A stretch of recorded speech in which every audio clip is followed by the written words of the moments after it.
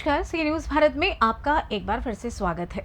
भाजपा राष्ट्रीय कार्यालय में पत्रकार को संबोधित करते हुए उत्तर प्रदेश के मुख्यमंत्री केशव प्रसाद मौर्य ने कांग्रेस पर पक्षपात का आरोप लगाया और कहा किस तरह से कांग्रेस एक समुदाय को खुश करने के लिए ओबीसी, एससी, एसटी के साथ खिलवाड़ कर रही है और आरक्षण के नाम पर एक पक्ष को खुश करने के लिए रखने के लिए सबको धोखा दे रही है। उन्होंने कर्नाटक का उदाहरण देते हुए कहा कि किस तरह से मेडिकल की सीटों पर 150 सीटों से ज्यादा पर सिर्फ एक समुदाय को आरक्षण दिया गया। धर्म के नाम पर आरक्षण ये सरासर गलत है। सुनिए केशव प्रसाद मौर्य ने आगे और क्या कुछ कहा। अनिल बलूनी जी जो हमारे भावी सांसद हैं लोकसभा, संजय महलू जी, पत्रकार मित्रों, आज आप सबके साथ बातचीत करने का विषय जो एससी, एसटी, ओबीसी के अधिकारों पर कांग्रेस और इंडी गठबंधन के द्वारा डाका डाला जा रहा है, उस विषय पर मुझे आप सबके माध्यम से अपने देशवासियों से कहना है कि जिस प्रकार से ओबीसी का आरक्षण छीन करके कर्नाटक के अंदर मुस्लिमों को देने का काम किया गया है, यह ओबीसी के अधिकारों में डाका डालने का प्रयास है।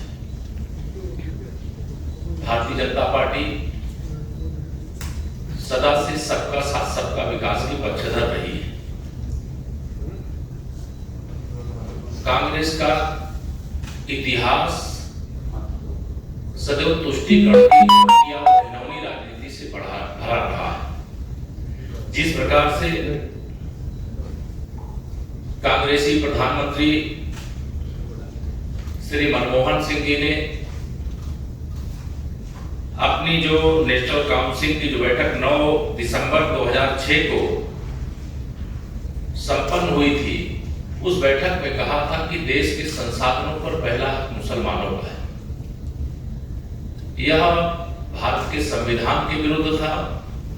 संविधान निर्माता बाबा साहब भीमराव अंबेडकर सहित संविधान सभा के सभी सदस्यों की भावनाओं के विपरीत था।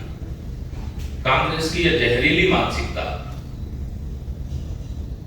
प्रारंभ काल से, मैं बाबा साहब जी का एक भाषण जो 27 अक्टूबर 1951 में उन्होंने कहा था कि पंडित जवाहरलाल नेहरू जी वो प्रधानमंत्री के रूप में, कांग्रेस के अध्यक्ष के रूप में,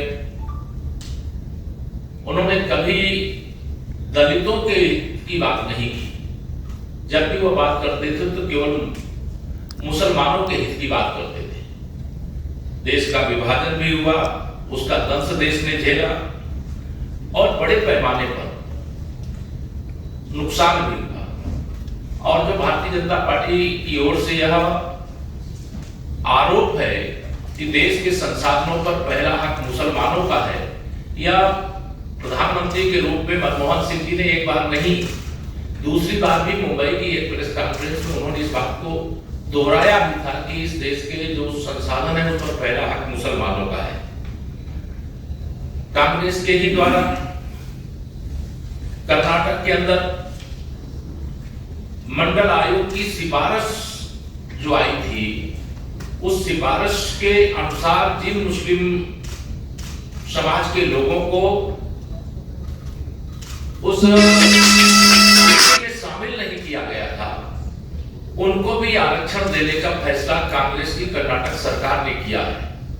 कर्नाटक के अंदर जो ओबीसी का आरक्षण छीन करके मुस्लिमों को देने की शुरुआत है, यह कर्नाटक मॉडल कांग्रेस और उनके युवराज श्री राहुल गांधी जी पूरे देश में लागू करने के लिए जो अपना घोषणा पत्र लेकर के आए, घोषणा पत्र से भी स्पष्टता है कि उनका लक्ष्य इस देश के अंदर जो ओबीसी है, एससी है, एसटी है, उसके अधिकारों पे डाका डालना और घुसपैठियों को, जिसे वह अपना वोट बैंक मानते हैं, उसको सौंप देना, इस खतरनाक सोच के खिलाफ आज मैं कहना चाहता हूं कि कांग्रेस जो अभी आईसीयू में पड़ी हुई है, जो श्री राहुल गांधी जी कहते हैं कि हम देश का एक्सरे कराएंगे और एक्सरे करा करके देश के जो भी संसाधन है, देश की जो संपत्ति है, देश की जो पूंजी है, उसे किसे सौंपेंगे? यहाँ हमारा ओबीसी हो, एससी हो, एसटी हो, उसके पास संसाधन नहीं है, बहुत उसकी सीमित शक्तियां हैं, बहुत सीमित साधन है, लेकिन कुछ ना कुछ है। लेकिन जो घुसपैठिए हैं उनके पास यहाँ पर कुछ नहीं, और वह जिस प्रकार की साजिश कर रहे हैं, तो साजिश से ये पता चलता है कि कांग्रेस ओबीसी का जो हिस्सा है उसको छीन करके वो मुस्लिमों को देना चाहती है, एससी एसटी के अधिकारों को लूटना चाहती है, उस पर डाका डालना चाहती है। जिस कांग्रेस पार्टी को एक गरीब माँ बाप का बेटा, एक पिछड़े वर्ग से आने वाले प्रधानमंत्री श्री नरेंद्र मोदी जी, जिन्होंने आजादी के बाद सबसे अच्छा काम किया, जिन्होंने सबका साथ सबका विकास किया, जिन्होंने देश में 25 करोड़ लोगों को गरीबी रेखा से बाहर निकालने का काम किया, उनको आप 10 साल सहन नहीं कर पा रहे। हजारों नहीं, मैं कहूं कि लाखों गालियां और अपमान भरे शब्दों का प्रयोग कांग्रेस के छोटे से लेकर के बड़े नेता तक मेरे प्रधानमंत्री श्री नरेंद्र मोदी जी के प्रधानमंत्री श्री नरेंद्र मोदी जी के प्रति अपमान भरे शब्द इसलिए प्रयोग किए जाते हैं क्योंकि वह ओबीसी वर्ग से आते हैं, वो एक गरीब माँ बाप के बेटे हैं। उन्होंने देश को एक अच्छा शासन देने का काम किया है, देश में 25 करोड़ से अधिक लोगों को गरीबी रेखा के बाहर निकालने का काम किया है, देश से भ्रष्टाचार को खत्म करने का काम किया है।